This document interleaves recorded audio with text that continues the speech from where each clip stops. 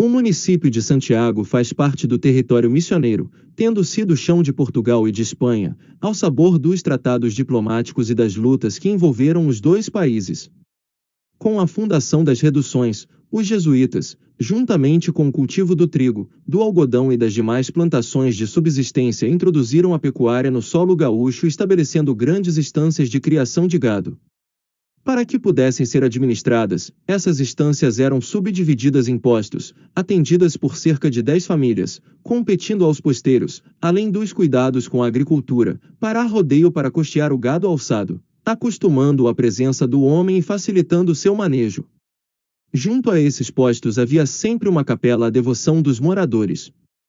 As referências coreográficas que aparecem no abundante documentário sobre os 7 povos e as reduções, de vida efêmera que os antecederam, constituem assim importantes subsídios ao estudo da formação histórica do Rio Grande. Dentre os temas mais fascinantes da toponomástica riograndense avulta, sem dúvida, o da palavra Santiago, cuja ancianidade ninguém pode legitimamente contestar.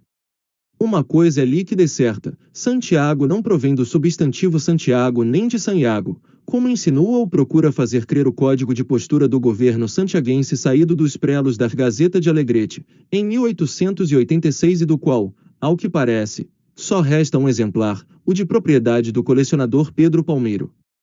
São Tiago, Santiago e Santiago são as únicas grafias que repontam na documentação jesuítica, inclusive no prestimoso diário do padre Tadeu Enis, datado de 13 de maio de 1756, e na caudalosa torrente de papéis oficiais sobre o povoamento das missões.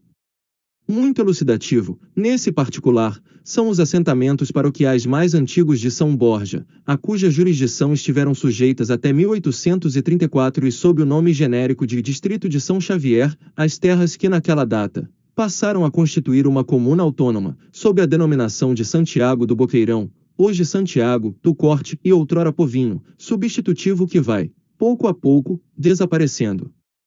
Duraznal de Santiago e Capela de Santiago, por outro lado, são expressões encontradas no epistolário jesuítico do século XVIII.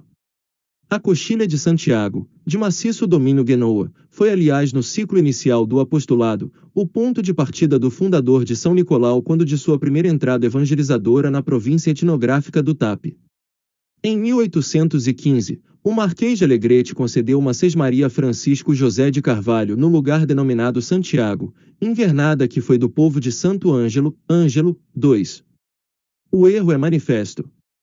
Santiago era um posto, subdivisão, da estância de São Miguel, vasto empório de gado bovino povoado com 40.000 cabeças originárias da chamada Vacaria do Mar e que possuía, em números redondos, uma superfície aproximada de 80 léguas quadradas, estendendo-se até a Coxilha Grande, entre as cabeceiras dos rios Taquarembó e Jaguari.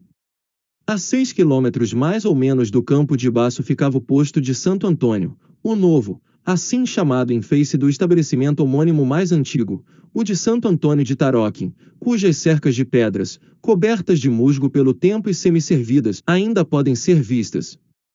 Esse reduto avançado do trabalho civilizador dos inacianos, após a Batalha de Caiboaté, foi abandonado pelos seus moradores que, em fuga precipitada, se refugiaram em Santiago, mais distante do teatro de operações em cuja tosca capela de pau a pique e capim foi rezado o primeiro responso solene pela alma de Sepete Araju. As formas Santiago e Santiago anteriormente referidas mostram claramente o processo evolutivo simultaneamente prosódico e gráfico, da tradicional designação, a que o termo boqueirão, de origem mais recente, precedido da preposição do se agregou no decurso dos anos, por influência de curiosos fenômenos fisiográficos locais. Ao tempo de Arsênio Isabelle, nada existia, no local da atual cidade, senão 3 ou 4 chácaras e estâncias à entrada de um vale arborizado, onde corria um límpido regato, 3. Em 1856, segundo José Eméterio Veloso da Silveira, havia apenas 3 casas, sendo uma do comerciante português Antônio José da Rocha. Quando da irrupção da Guerra do Paraguai, consoante outro depoimento do mesmo autor, Santiago já era uma povoação com mais de 40 casas batidas, sendo 6 de negócio, 4. A origem de nossa cidade é irrefutavelmente jesuítica, e foi dada em homenagem ao santo católico. Os jesuítas edificaram 33 reduções em nosso território, e 21 capelas, sendo que a capela de número 15, conforme Emetério Veloso à página 14 de seu livro As Missões Orientais e seus Antigos Domínios, chamava-se Capela de São Tiago, no local do distrito de São Xavier, chamado Duraznal de São Tiago. Santiago, em sua marcha evolutiva, foi de povinho até 26 de dezembro de 1866, quando passou a ser designada Freguesia de São Tiago do Boqueirão. Vila a 4 de janeiro de 1884, data em que está comemorando atualmente seu aniversário, e, finalmente elevada à categoria de cidade em 31 de março de 1938. Obrigado.